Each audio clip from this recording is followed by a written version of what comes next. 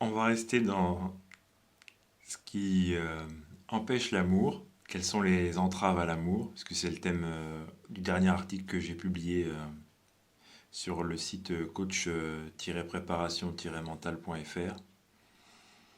Euh, Comme on l'a vu, l'amour est un sentiment étoilé dans le sens où c'est un sentiment qui puise ses racines dans différents autres sentiments. Euh, je le vois plutôt comme une sorte de point milieu avec d'autres sensations, aussi bien physiques euh,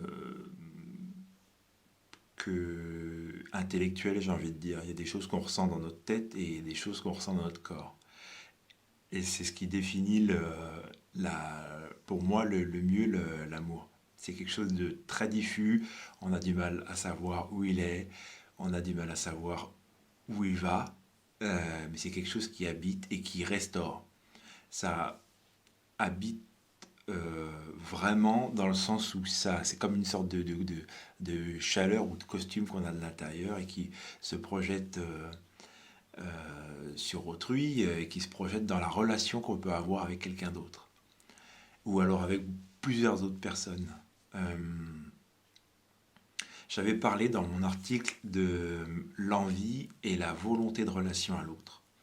Parce que certes, quand on a besoin d'amour ou qu'on a envie d'amour, on,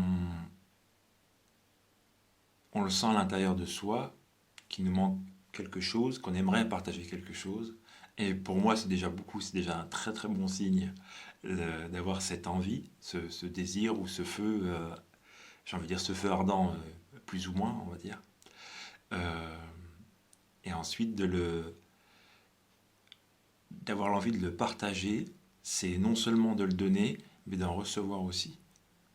Et là, on crée quelque chose de plus grand, j'ai envie de dire de supérieur à nous, de quelque chose qui n'est pas juste à l'intérieur de notre personne, mais qui est l'addition de différents sentiments.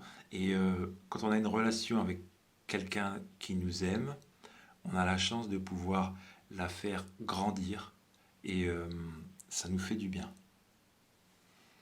La suite dans un prochain épisode.